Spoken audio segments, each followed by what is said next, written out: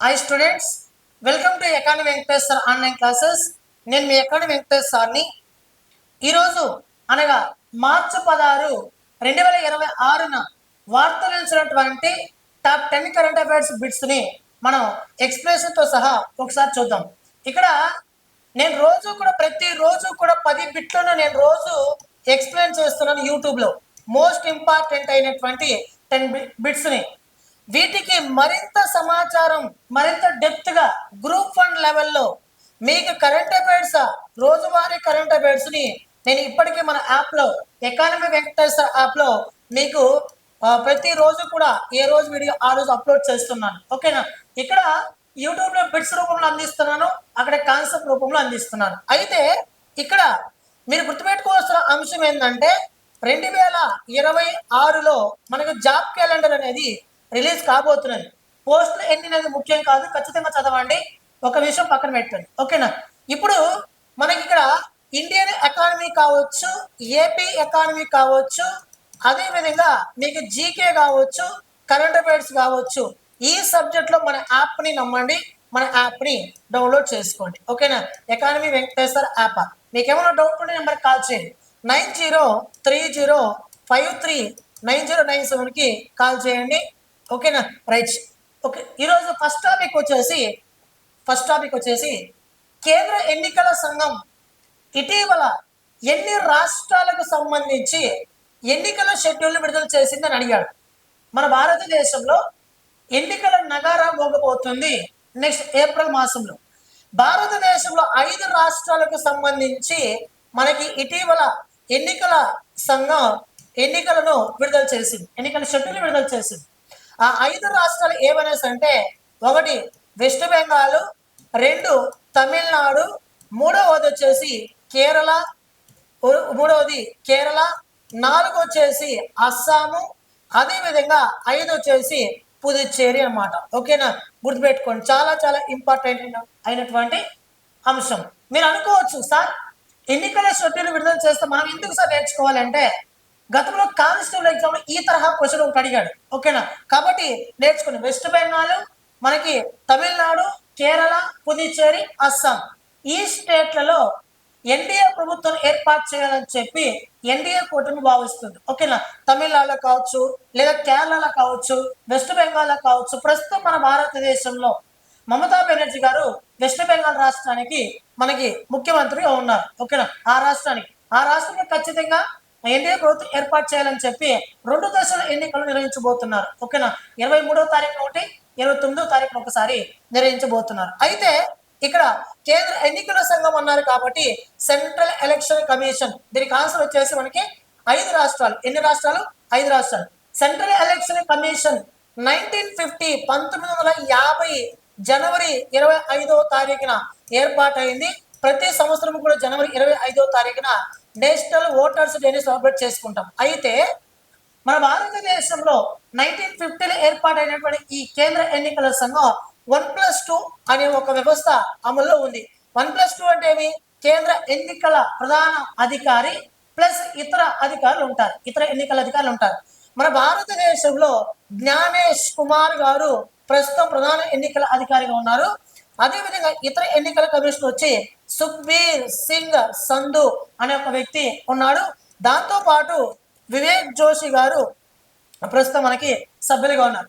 వీళ్ళ ముగ్గురు కూడా ప్రస్తుతం కేంద్ర ఎన్నికల సంఘంలో ప్రధాన ఎన్నికల అధికారితో పాటు ఇతర ఎన్నికల కమిషనర్గా ఉన్నారు. అయితే భారత రాజ్యాంగంలో ఆర్టికల్ నెంబర్ 326, 324 ఈ 2 ఆర్టికల్ గుర్తుపెట్టుకోవాలా. 324, 326 భారత రాజ్యాంగంలోని కేంద్ర ఎన్నికల సంఘం గురించి తెలియజేసేది 324 ఆర్టికల్ అయితే 326 వచ్చేసి 1988లో 61వ రాజ్యాంగ సవరణ ద్వారా 61వ కాన్స్టిట్యూషన్ అమెండ్మెంట్ యాక్ట్ ద్వారా భారతదేశంలో సార్వత్రిక ఓటు వయస్సుని 21 సంవత్సరాల నుండి 18 సంవత్సరాలు తగ్గించడం అనేది జరిగింది. ఇవన్నీ కూడా మీకు తెలిసిందే. భారత రాజ్యాంగంలోని 243K మనకి స్టేట్ ఎలక్షన్ కమిషన్ గురించి చెప్తుంది. భారత రాజ్యాంగంలోని 73వ కాన్స్టిట్యూషన్ అమెండ్మెంట్ యాక్ట్ పంచాయతీరాజ్ సంస్థలు, 74వ కాన్స్టిట్యూషన్ అమెండ్మెంట్ యాక్ట్ పట్టణ నగరపాలక సంస్థలు, అదేవిధంగా 9వ భాగం మనకి పంచాయతీరాజ్ సంస్థలు, 9A పట్టణ నగరపాలక సంస్థలు, 9B సహకార సంఘాల గురించి తెలియజేస్తుంది. ఓకేనా, ఇవన్నీ కూడా మీకు ఆల్రెడీ నేను చెప్పే ఉన్నాను. ఓకేనా, రైట్. స్ట్రాటజికల్ భాగంగా మన యాప్లో ఉండి మీరు చూసుకోవచ్చు. ఓకేనా, ఇది ఇటీవల విడుదల చేసినటువంటి కేంద్ర ఎన్నికల సంఘం యొక్క షెడ్యూల్. రైట్. నెక్స్ట్, ఆంధ్రప్రదేశ్ అటవీ అభివృద్ధి సంస్థ సాగు చేస్తున్న యూకలిప్టస్ చాలా చాలా ఇంపార్టెంట్. యూకలిప్టస్ కు రానున్నటువంటి కాలంలో ప్రమాణ్ అనే ఒక ధృవీకరణ సర్టిఫికెట్ ను అందజేయనున్నారంట. ఈ సర్టిఫికెట్ ను అందుకునేటటువంటి రాష్ట్రాలలో ఫస్ట్ స్టేట్ మందే.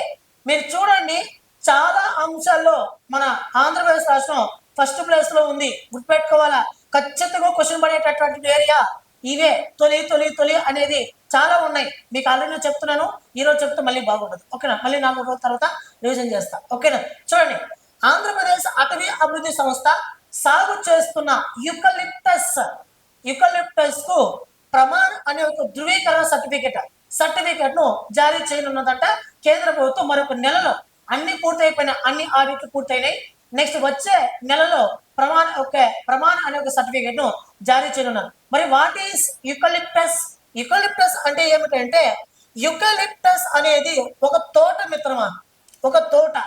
అది ఆ యూకలిప్టస్ అనే ఒక మొక్క ద్వారా మనం ఏం చేయొచ్చు అంటే, ఆ చెట్టు యొక్క చెక్కని మనం కాగితం తయారు చేయడానికి ఉపయోగించవచ్చు. కాగితం తయారు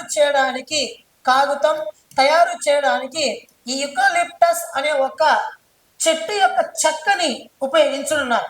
ఈ యూకలిప్టస్ అనే ఒక చెట్టు నుంచే వచ్చేటటువంటి ఉత్పత్తికి ఈ ప్రమాణ సర్టిఫికెట్ ఇవ్వరు. యూకలిప్టస్ అనే తోటని ఏ రాష్ట్రం అయితే సాగు చేస్తున్నదో ఆ రాష్ట్రానికి ప్రమాణ్ అనే ఒక సర్టిఫికెట్ ను జారీ చేయనున్నారు. గుర్తుపెట్టుకోండి, ఇది పర్యావరణానికి హాని కలిగించినటువంటి అటవీ సంరక్షణలో భాగంగా, అటవీ ప్రాంతాన్ని కాపాడడంలో భాగంగా కీలక పాత్ర పోషిస్తూ యూకలిప్టస్ ను సాగు చేస్తున్నటువంటి రాష్ట్రాలకి ప్రమాణ్ అనే ఒక ధృవీకరణ సర్టిఫికెట్ ను కేంద్ర ప్రభుత్వం అందిస్తుంది. ఈ యూకలిప్టస్ ను తోటలను పెంచుతున్నటువంటి రాష్ట్రాలను కనుక మనం పరిశీలిస్తే, ఈ ప్రమాణ అనే ఒక సర్టిఫికెట్ అందుకునేటటువంటి ఫస్ట్ స్టేట్ గా మన ఆంధ్రప్రదేశ్ రాష్ట్రం నిలవబోతుంది. మరొక నెలలో ఈ సర్టిఫికెట్ రాబోతున్నారు. మరి ఈ సర్టిఫికెట్ ఎవరు ఇస్తారు అనేది first point. Indian Institute of forest Management, central environment బోర్డా, లేదా ఏపీ ఫారెస్ట్ అకాడమీనా, గ్రీన్ పీస్ ఇండియా అంటే central institute of forest management అనే ఒక సంస్థ దీనిని ఇవ్వబోతున్నదంట. ఓకేనా, ఈ సర్టిఫికేట్ ను ఇవ్వబోతున్నారు. చాలా చాలా ఇంపార్టెంట్, మోస్ట్ ఇంపార్టెంట్. నిన్నటి క్లాసులో నేను ఏం చెప్పాను, మనకి జువ్వల దిన్నె అనే ఒక చోట నెల్లూరు జిల్లా జువ్వల దిన్నె అనే ఒక చోట భారతదేశంలో మొట్టమొదటిసారిగా autonomous maritime ship yard system building, లేదా ఇలా చెప్పొచ్చు, autonomous maritime ship yard systems and development centre ని ఏర్పాటు చేయబోతున్నాను చెప్పాను. చాలా చెప్పాను మీకు. అదేవిధంగా మన ఆంధ్రప్రదేశ్ రాష్ట్ర ప్రభుత్వం ఎంఎస్ఎంఈలను అభివృద్ధి చేయడం కోసం ఇటీవల ఆంధ్రప్రదేశ్ ఎంఎస్ఎంఈ అభివృద్ధి కార్పొరేషన్ CII అనే ఒక సంస్థతో ఇటీవల ఒప్పందం కుదుర్చుకుందని కూడా చెప్పాను. ఓకేనా, చాలా కార్యక్రమం మీకు చెప్తూనే వస్తున్నాను. ఓకేనా, గమనించండి ఒకసారి. ఓకేనా, రైట్. నెక్స్ట్, ఉత్తర కొరియా ఇటీవల పరీక్షించిన 600 mm క్వాలిబర్ మల్టిపుల్ రాకెట్ లాంచర్లు సుమారు ఎంత దూరంలోని శత్రు స్థావరాలను అంతం చేయగలవు అని అడిగారు. అంటే నిన్న ఉత్తర కొరియా దేశం ఏం చేసిందంటే కొన్ని క్షిపణులు పరీక్షించింది. దాదాపు 10 క్షిపణులను మనకి సముద్రంలోకి ఉపయోగించి దీన్ని పరీక్షించింది. ఇటీవల ఈ నార్త్ కొరియా చాలా క్షిపణులను పరీక్షిస్తూ వస్తుంది.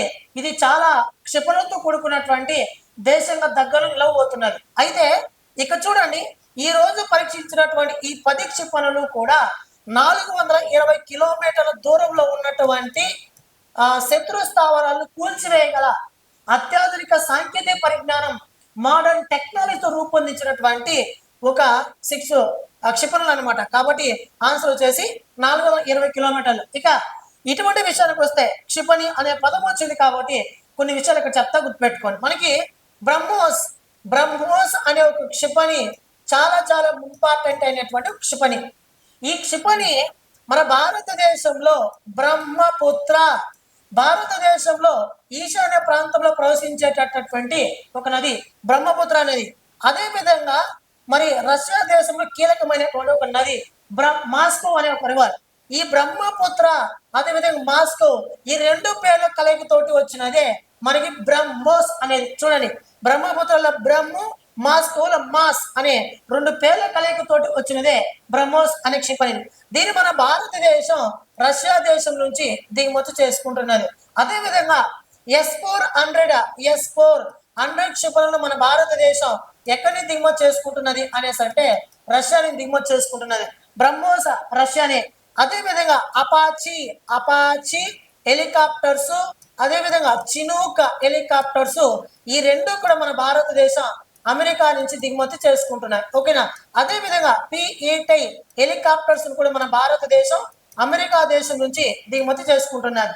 దాంతోపాటు రఫేల్ యుద్ధ విమానాలను ఇటీవల మన భారతదేశం ఫ్రాన్స్ దేశం నుంచి దిగుమతి చేసుకుంటున్నది. మరొక 114 రఫేల్ యుద్ధ విమానాలు దిగుమతి చేసుకోవడానికి ఒప్పందం కుదుర్చుకున్నది. మిరాజ్ 2000 హెలికాప్టర్స్ అనే దానిని మనం ఫ్రాన్స్ నుంచి దిగుమతి చేసుకుంటున్నాం. France. Heron Mark 2 drones Israel. ఇటువంటి దేశం నుంచి మన భారతదేశం దిగుమతి చేసుకుంటున్నది. ఓకేనా, గుర్తుపెట్టుకోండి. చాలా చాలా మోస్ట్ ఇంపార్టెంట్ అనమాట. ఓకేనా, రైట్. నెక్స్ట్, ముంబైలో కేంద్ర మంత్రి పీయూష్ గోయల్ ఆవిష్కరించిన మెడ్టెక్ క్యాపిటల్ నిధి ఏ రెండు సంస్థల భాగస్వామ్యంతో రూపొందించబడింది అని అడిగాడు. ఓకేనా. ఇస్రో మరియు ఏపీ ప్రభుత్వమా, ఏపీ మెడ్టెక్ జోన్ మరియు మెడ్ ఆర్థో క్యాపిటల్, నీతి ఆయోగ్ మరియు ముంబై మెడికల్ అసోసియేషన్, వాణిజ్య శాఖ మరియు ఆరోగ్య శాఖన అంటే ఏపీ మెడ్టెక్ జోన్ మరియు మెడ్ ఆర్థో క్యాపిటల్ ఈ రెండు కలిసి మన భారతదేశంలో తొలిసారిగా మెడ్టెక్ క్యాపిటల్ నిధిని ఏర్పాటు చేయబోతున్నది. అది మన ఆంధ్రప్రదేశ్ లో విశాఖపట్నంలోనే ఏర్పాటు చేయబోతున్నారు. ఓకేనా. దీనిని ఇటీవల ముంబైలో జరిగినటువంటి ఒక కార్యక్రమంలో ఇటీవల కేంద్ర మంత్రి మనకి ఈ కార్యక్రమాన్ని ఈ మెడ్టెక్ క్యాపిటల్ నిధి అనే దాన్ని ప్రారంభించారు. కాబట్టి ఆంధ్రప్రదేశ్ మెడ్టెక్ జోన్ మరియు మెడ్ ఆర్థో క్యాపిటల్ ఈ రెండు సంస్థలు తయారు చేసినటువంటి మెడ్టెక్ క్యాపిటల్ నిధిని ఇటీవల ఆవిష్కరించినటువంటి కేంద్ర మంత్రి ఎవరంటే పీయూష్ గోయల్ గారు ఆవిష్కరించారు. ఓకేనా, గుర్తుపెట్టుకోండి. ఇక విశాఖపట్నం అనగానే చాలా అంశాలు మీకు గుర్తురావాలా. ఇటీవల అర్జున్ అనే ఒక రోబో ఆధారిత రోబోని ఇటీవల విశాఖపట్నం రైల్వే స్టేషన్ అమర్చారు.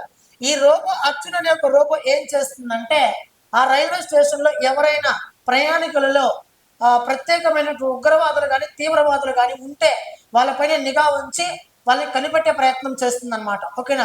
అనుమానితులను ఎవరైనా ఉంటే వాళ్ళని కనిపెట్టే ప్రయత్నం చేసేటటువంటి ఒక అర్జున్ దాని ఏమంటారు, ఒక రోబో లాగా ఉంటుంది. ఓకేనా.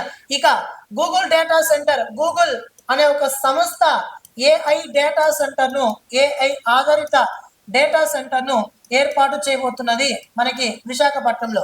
భారతదేశంలో మొట్టమొదటి గూగుల్ ఏఐ డేటా సెంటర్ను ఎక్కడ ఏర్పాటు చేయబోతున్నారంటే విశాఖపట్నంలో ఏర్పాటు చేయబోతున్నారు. మోస్ట్ ఇంపార్టెంట్ అనమాట. ఓకేనా, చాలా చాలా ఇంపార్టెంట్, గుర్తుపెట్టుకోండి. ఋషికొండ బీచ్ మనకి బ్లూ ఫ్లాగ్ సర్టిఫికేషన్ పొందింది. విశాఖపట్నం విషయానికి వస్తే ఆర్కే బీచ్ ఇవన్నీ కూడా అటువైపు మనకు ఉంటాయి. చాలా చాలా ఇంపార్టెంట్ అనమాట. ఓకేనా. నెక్స్ట్, భారత వాణిజ్య పరిశ్రమల సంఘం అనుబంధ సెజ్ పారిశ్రామిక మండళ్ల జాతీయ చైర్మన్ గా ఇటీవల ఎవరు నియమితులయ్యారు అనేది మనకి రవీంద్ర సన్నారెడ్డినా, పీయూష్ గోయల, ప్రొఫెసర్ దూబేనా, చంద్రబాబు నాయుడు అంటే మీరు ఈజీగా ఫైండ్ అవుట్ చేయొచ్చు. ఈయన మంత్రి, ఈయన ప్రొఫెసర్, అదేవిధంగా ఈయన సీఎం, అదేవిధంగా రవీంద్ర సన్నారెడ్డి ఎవరో తెలియదు. తెలియదాని ఆన్సర్ అవుతుంది. ఓకేనా. రవీంద్ర సన్నారెడ్డి దీనికి చైర్మన్ ఇటీవల నియామకం అవ్వడం అనేది జరిగింది. ఓకేనా. ఈ Ravindra Sannareddy SEZ special economic zone ఎక్కడ మనకి వరదయ్యపాలెం తిరుపతి జిల్లా సత్యవేడు దగ్గర శ్రీ సిటీ దగ్గర వరదయ్యపాలెంలో ఉన్నటువంటి ఈ శ్రీ సిటీ సెజ్ కి గతంలో ఎండీగా పనిచేశాడు. ఈ రోజు దీనికి అనుబంధ సెజ్ పారిశ్రామిక మండల జాతీయ చైర్మన్ గా ఇటీవల నియామకం అయ్యాడు. ఓకేనా. రైట్. నెక్స్ట్, తెలంగాణలోని ఏ ప్రాంతంలో పాత రాతి యుగం నాటి శిలాస్ఫటికాన్ని కొత్త తెలంగాణ చరిత్ర బృందం ఇటీవల గుర్తించిందని అడిగాడు. అమరావతిన అయితే కాదు, ఎందుకంటే వాడు తెలంగాణ ఇచ్చాడు కాబట్టి దీని ఆన్సర్ ఈ మూడిట్లోనే ఆన్సర్ ఉంటుంది. అమరావతి అసలు కాదు. తుళ్ళూరు, మంచి రేవుల బీరప్ప గుడి గుట్ట, అదేవిధంగా శాఖమూరు అని అడిగాడు. మంచి రేవుల బీరప్ప గుడి గుట్ట అనే ఒక చోట పురాతనమైనటువంటి ఒక రాతి యుగం నాటి శిలాస్ఫటికాన్ని ఇటీవల కనుక్కోవడం అనేది జరిగింది. మీరు చూడండి పేపర్లో మనకి స్ఫటికం లాగా ఒకటి ఉంటుంది అనమాట. మరి ఇటువంటివన్నీ కూడా మేము చదవాల్సింది. ఎస్, ఖచ్చితంగా చదవాల్సింది. హిస్టరీ పాయింట్ ఆఫ్ వ్యూ చాలా ఇంపార్టెంట్. ఓకేనా, గుర్తుపెట్టుకోండి. Next, Indian regional navigation satellite system కు చెందిన ఏ ఉపగ్రహం అణుగడియారం విఫలం కావడం వల్ల పనిచేయడం ఆగిపోయింది అని అడిగారు. Indian regional navigation satellite system కు చెందినటువంటి ఏ ఉపగ్రహం అణుగడియారం అంటే అటామిక్ క్లాక్ విఫలం కావడం వల్ల పనిచేయడం ఆగిపోయింది అని అడిగారు. IRNSS 1A, IRNSS 1F, Navik 01, IRNSS 10 అంటే IRNSS 1F ఇటీవల ఈ ఉపగ్రహం ఫెయిల్యూర్ అవ్వడం అనేది జరిగింది. ఓకేనా, ఈ విషయం మీరు గుర్తుపెట్టుకోండి. ఓకేనా. రైట్. నెక్స్ట్, భారతదేశం పల్స్ పోలియో కార్యక్రమం కింద పల్స్ పోలియో కార్యక్రమం ప్రారంభానికి గుర్తుగా ప్రతి సంవత్సరం మార్చి 16న జాతీయ టీకా దినోత్సవాన్ని జరుపుకుంటారు. అయితే ఏ సంవత్సరంలో భారతదేశం అధికారికంగా పోలియో రహిత దేశంగా ఇటీవల WHO ప్రకటించబడింది అని అడిగాడు. అయితే ఇక్కడ 1995 మార్చి 16వ తారీఖున మన భారతదేశంలో ఈ పోలియో వ్యాక్సిన్ అనేది ప్రారంభించడం అనేది జరిగింది. పోలియో వ్యాక్సిన్ అనే దానిని ప్రారంభించడం అనేది జరిగింది. మళ్ళీ 2011 జనవరి 13వ తారీఖున మన భారతదేశంలో చివరిసారిగా వెస్ట్ బెంగాల్ రాష్ట్రంలో ఔరా అనే ఒక ప్రాంతంలో చివరిసారిగా పోలీస్ కేసు నమోదైంది. దీంతో WHO world health organisation 2014 March 27వ తారీఖున ఒక అనౌన్స్మెంట్ చేసింది. ఏమనేసి అంటే భారతదేశాన్ని పూర్తిగా పోలియో రహిత దేశంగా ప్రకటించింది. అంటే పోలియో కేసులు మన భారతదేశంలో చివరిసారిగా 2011లో నమోదైంది. తర్వాత మన భారతదేశం ఎక్కడా కూడా పోలియో కేసులు నమోదు కలదు. దీంతో 2014 మార్చి 27న మనకి ఏం చేసింది, పోలియో రహిత దేశంగా WHO ప్రకటించింది. ఇంకా WHO అనగానే మనకి 1948 ఏప్రిల్ 7వ తారీఖున మనకి అది ఏర్పాటు చేయబడింది. ఏప్రిల్ 7వ తారీఖున మనం ప్రతి ఏటా కూడా వరల్డ్ హెల్త్ డేని మనం సెలబ్రేట్ చేసుకుంటాం. దీని హెడ్ క్వార్టర్స్ ఎక్కడ అనేసి అంటే జెనీవాలో ఉంటుంది. దీనికి WHO చీఫ్ గా టెడ్రోస్ అథనమ్ గారు ప్రస్తుతం విధులు నిర్వర్తిస్తున్నారు. ఓకేనా. రైట్. నెక్స్ట్, ఉప ముఖ్యమంత్రి ఆవిష్కరించిన గిరిజన ఆర్గానిక్ ముఖ్యమంత్రి ఆవిష్కరించిన తొలి గిరిజన ఆర్గానిక్ మిల్లెట్ ఫుడ్ మెనూను అరకు కౌని, దీని పేరు చాలా చాలా ఇంపార్టెంట్, ఈ ప్రోగ్రామ్ గుర్తుపెట్టుకోవాలి. అరకు కౌని అనే ముఖ్య ఉద్దేశం ఏంటి అని అడిగాడు. అరకు కౌని అనే దానికి ముఖ్య ఉద్దేశం ఏంటని అడిగాడు. గిరిజన ప్రాంతాల హోటళ్లు నిర్మించడమా, మిల్లెట్లు సాగును తగ్గించడమా, ప్రముఖ హోటళ్లు రెస్టారెంట్లలో గిరిజన మిల్లెట్ మీల్స్ ని ప్రోత్సహించడమా, కేవలం గిరిజనులకు మాత్రమే ఆహారం అందించడమా అని అడిగాడు. ఓకేనా. దీనికి ఆన్సర్ ఏంటంటే ప్రముఖ హోటళ్లు రెస్టారెంట్లలో గిరిజన మిల్లెట్ మీల్స్ ను ప్రోత్సహించడమే ఈ కార్యక్రమం యొక్క ముఖ్య ఉద్దేశం.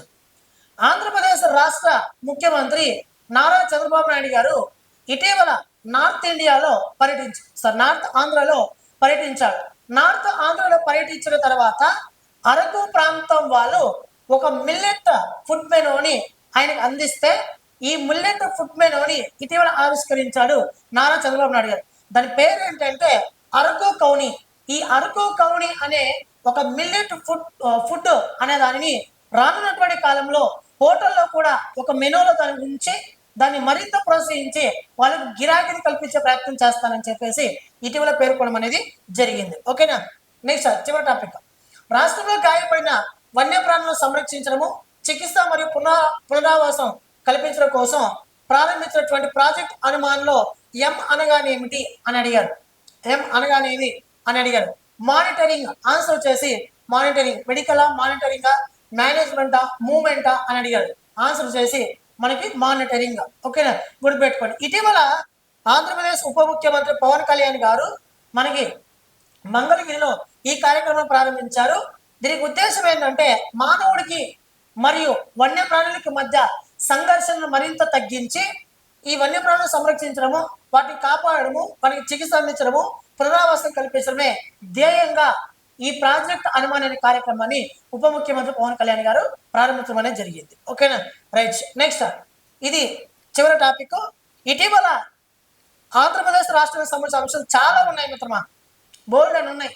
నేను ఒక రోజు కావాలంటే మీకు వీడియో చేస్తాను, చాలా జాగ్రత్తగా గమనించండి. ఓకేనా, గుర్తుపెట్టుకోండి. సపరేట్గా డిఎస్ఓ జీకే ఉంది, కరెంట్ అఫైర్స్ అందరికీ ఉంది. మీరు ఒకసారి మన యాప్లో చూసుకోవచ్చు. థ్యాంక్ యూ మిత్రమా, థ్యాంక్ యూ సో మచ్.